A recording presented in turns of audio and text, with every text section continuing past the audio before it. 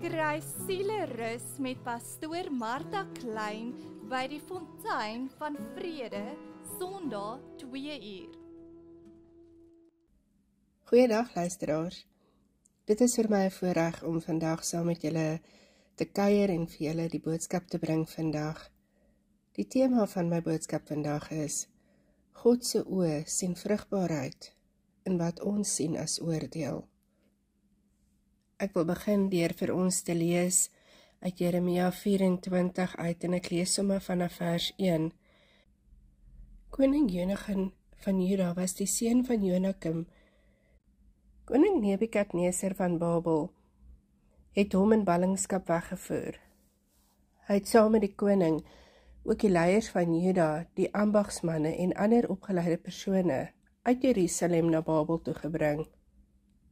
Nadat dit gebeur het die Here vir my 'n visie laat sien van 2 mandjies met vye wat voor die tempel van die Here staan. In een van die mandjies was daar vars, ryp vye. Die vye in die ander mandjie was sleg, so sleg dat geen mens dit kon eet nie. Die Here vra toe vir my: "Wat sien jy, Jeremia?" En ek het geantwoord: "Ek sien vye. Sommige van die vye is baie goed, terwyl ander so sleg is dat 'n mens dit nie kan eet nie." Die Here het toe vir my hierdie boodskap gegee. Die Here, die God van Israel sê: "Die goeie vye verteenwoordig die ballinge wat ek uit Juda na die land van die Babiloniërs gestuur het. Ek sal 'n oog oor hulle hou en kyk dat dit met hulle goed gaan. Ek sal hulle weer na hierdie land toe terug laat kom. Ek sal hulle herstel en nie weer afbreek nie. Ek sal hulle nie ontwortel nie, maar hulle plant. Ek sal hulle 'n ingesteldheid gee om my weer as die Here te ag. Hulle sal weer as my eie mense wees en ek sal vir hulle 'n God wees. Hulle sal my weer heelhartig dien. Soos die slegte vye wat so sleg is dat niemand dit kan eet nie, sê die Here. So is koning Sedekia van Juda en sy leiers en die res van die mense van Jerusalem wat in die land agtergebly het en die wat in Egipte woon. Ek behandel hulle soos vye wat te vrot is om te eet." Jeremia ontvang 'n visioen net na die eerste golf van ballingskap. Dit is so ongeveer 597 jaar voor Christus. En hy sien 2 mandjies wat voor die tempel staan. En die een mandjie het goeie vye in en die ander mandjie het slegte vye in. God wys hier vir Jeremia deur 'n profetiese lens hoe hy hierdie situasie sien. Nie net wat gebeur het met hulle nie, maar ook wat dit beteken. En dan sien ons, dit begin met 1 mandjie wat vol goeie vye is, die ballinge. En dit is ironies dat 'n mens sou dink dat die mense wat weggevoer is, sekerlik die met die meeste sonde moes wees. Maar God wys hier dat die mense wat weggevoer is na Babel, beskryf hy as die goeie vye. En God sê: "Ek sal hulle met guns aankyk in die land van die Galdeërs." Hulle is nie verwerp nie. Hulle is bewaar vir God om te herstel. En ek laat my dink aan Romeine 8 vers 28. God laat alles ten goeie meewerk vir die wat hom lief het. En dan sien ons die ander mandjie, die een met die slegte vye, diegene wat agtergebly het. Die koning Sedekia en die volk wat agtergebly het in Jerusalem word as sleg beskryf. Hulle het die uiterlike van godsdienstigheid, maar hulle harte is verhard. En God sê: "Ek sal hulle tot 'n verskrikking maak, tot 'n vloek." En ek wil verwys na 2 Timoteus 3 vers 5 wat sê: "Hulle die uiterlike skyn van godsaligheid, maar die krag daarvan verloon." En dit bring by my die dringendheid om die vraag vir myself te vra: hoe lyk jou vrug? Is jy die mandjie van gehoorsaamheid? of van selfregverdiging. Maar ek wil terugkom by die goeie mandjie, God se volk. God se oë sien anders. Hy sien hierdie ballingskap as genade. God se perspektief is nie menslik nie. Die volk het gedink, die ballingskap is oordeel, maar God sê dit is beskerming. Die volk van Juda het die ballingskap gesien as 'n vloek, 'n teken dat God hulle verlaat het. Maar Jeremia 24 wys vir ons dat God anders kyk. Waar mense net verlies sien God voorbereiding. Waar mense oordeel vermoed, beplan God herstel. Jesaja 55 vers 8 sê, my gedagtes is nie julle gedagtes nie, en julle weë is nie my weë nie. Dink vir 'n oomblik aan 'n chirurg se mes. Dit sny, dit maak seer. Maar dit is nie 'n vernietiging nie, dit is 'n herstel. En so sien God hierdie ballingskap, 'n pynlike snit wat lewe bring. God sê hy sien met guns op die ballinge. Nie omdat hulle sterk is nie, maar omdat hy 'n plan het. Die goeie vye is nie perfek nie, maar hulle is sag genoeg om gevorm te word. Psalm 34 vers 18 sê, die Here is naby die gebrokenes van hart. En dan sien ons dat hierdie ballingskap is nie die einde nie. Die Here sê, ek sal hulle terugbring na hierdie land. Ek sal hulle opbou en nie afbreek nie. God se plan vir die ballinge is nie om hulle te verwerp nie, maar om hulle te bewaar. Hy gebruik Babel as 'n kwekery, 'n plek waar die wortels dieper groei, waar die volk leer om hom te leer ken. Hebreërs 12 vers 11 sê, tugtiging is op die oomblik nie 'n vreugde nie, maar later bring dit 'n vredevolle vrug van geregtigheid. Dink vir 'n oomblik aan 'n wingerd wat gesnoei word. Die takke word afgebreek, die plant lyk kaal, maar die snoei bring meer vrugte. Ballingskap hier is God se snoeiwerk. Johannes 15 vers 2 sê, elke loot wat vrug dra, snoei hy, sodat dit meer vrug kan dra. God beloof, ek sal opbou, nie net fisies nie, maar ook geestelik. Ek sal hulle plant, nie net terugbring nie, maar vestig. Ek sal hulle 'n hart gee om my te ken. Nie net herstel nie, maar vernuwe. Ek vra vandag aan almal, hoe sien jy jou pyn? Is daar dele in jou lewe waar jy weggevoer voel? Voel jy afgesny, ver van God se beloftes af? Jeremia 24 roep ons om te vra, Here, hoe sien U hierdie situasie? En dit laat my dink aan God as die pottebakker. Hy vorm ons in die vuur van ballingskap, nie om ons te breek nie, maar om ons bruikbaar te maak. Romeine 5 vers 3 sê, ons roem ook in die verdrukking, want verdrukking bring volharding. En dit bring my dan by die volgende punt, die verbondshart van God. Hy wil vir sy volk 'n nuwe hart gee. In vers 7 sê dit, ek sal vir hulle 'n nuwe hart gee om my te ken, dat hulle my volk kan wees en ek hulle God kan wees, want hulle sal met hulle hele hart na my terugkeer. En hierdie frase is die hartklop van die Bybel.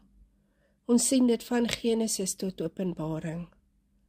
Dis die taal van verbond, van verhouding, van trou. Ons hoor hier hoe God se diep verlange is nie net om sy volk te red nie, maar om hulle harte te wen. En ons sien dit in Eksodus 6 vers 7. Ek sal julle as my volk aanneem, en ek sal vir julle 'n God wees. En dan sien ons dit in Openbaring 21 vers 3. Kyk, die tent van God is by die mense, en hulle sal sy volk wees, en God self sal by hulle wees. Dink vir 'n oomblik aan 'n bruidegom, wat nie net sy bruid wil red van gevaar nie, maar haar hart wil wen vir 'n lewenslange verbintenis. God se doel is nie net om ons uit ballingskap te bring nie, maar hy wil ook 'n verhouding met ons hê. Hy gee vir ons die belofte van 'n nuwe hart. Die probleem van Juda was nie net politieke onstabiliteit nie, dit was 'n hartprobleem. Hulle het God met hulle lippe geëer, maar hulle harte was ver van hom af.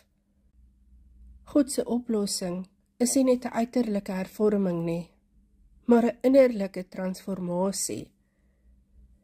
Esegiel 36 sê, ek sal vir julle 'n nuwe hart gee. Hebreërs 8 vers 10 sê, ek sal my wette in julle verstand gee en dit op julle harte skrywe. God is nie net 'n pottebaker wat die klei vorm nie. Hy is ook die hartchirurg wat die kliphart uithaal en 'n sagte hart van vlees gee. En hierdie nuwe hart is 'n hart wat God ken. Nie net weet van hom nie, maar hom intiem ken. 'n Hart wat terugkeer. 'n Ware bekering is nie net trane nie. Dis transformasie, iets wat verander. Hy gee 'n hart wat behoort. Hy sê, hulle sal my volk wees, en ek hulle God. Wanneer God vir ons 'n nuwe hart gee, verander alles. Aanbidding word eg en vrywillig. Gehoorsaamheid vloei uit liefde, nie uit vrees nie. Gemeenskap met God word herstel, en sending word natuurlik. Mense met nuwe harte dra die geur van Christus. Soos 2 Korintiërs 5 vers 17 sê, as iemand in Christus is hy 'n nuwe skepsel. Galasiërs 4 vers 6 sê, omdat julle kinders is, het God die gees van sy seun in julle harte uitgestuur, wat roep, Abba Vader. En dan kom ons by die slotsom, dat die goeie vye is nie net vir hulle self nie. Hulle is die saad van 'n toekomstige herstel. Uit die ballinge kom profete, leiers en 'n herleefde volk. Die mandjie van hoop is die begin van vermenigvuldiging. Soos Jesaja 6 vers 13, soos 'n stomp van 'n boom. Die heilige saad is sy stomp. Johannes 12 vers 24, as die koringkorrel nie in die grond val en sterf nie, bly dit alleen. Maar as dit sterf, bring dit baie vrug voort. En die vraag is, waar is jou mandjie van hoop? En wees besig om dit te dra, te vorm en te bewaar vir God se doel. Hierdie roeping om vrugbare vye te wees in 'n gebroke wêreld, plaas ook 'n verpligting op ons. Hierdie ballinge het nie gekies om weggevoer te word nie, maar hulle het gekies om God se hand daarin te herken.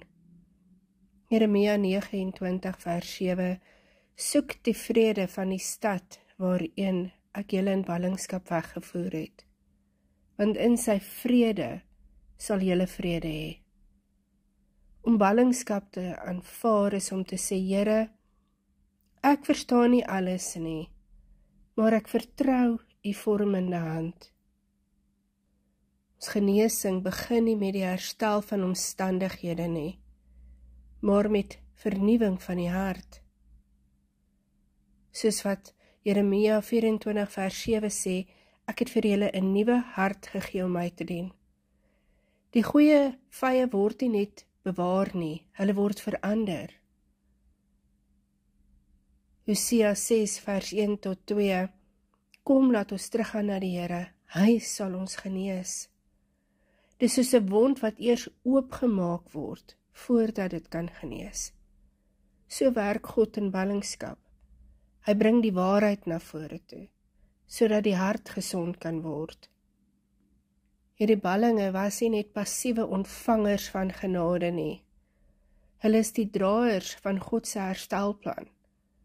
Uit hulle uitkom leiers soos Daniel, Esra, Nehemia. Hulle word die saad van 'n nuwe volk. Jou genesing is nie net vir jou nie. Dit is vir jou gemeenskap, vir jou kerk en vir die nasies. Die goeie vye is nie net bewaar nie. Hulle word geplant, opgebou en gestuur. Die mandjie van hoop word 'n mandjie van sending. Die volk met 'n nuwe hart word 'n volk met 'n nuwe roeping. 2 Korintiërs 1 vers 4 sê, hy troos ons in al ons verdrukking, sodat ons die troos wat in verdrukking is. Dink aan 'n brood wat gebreek word om ander te voed.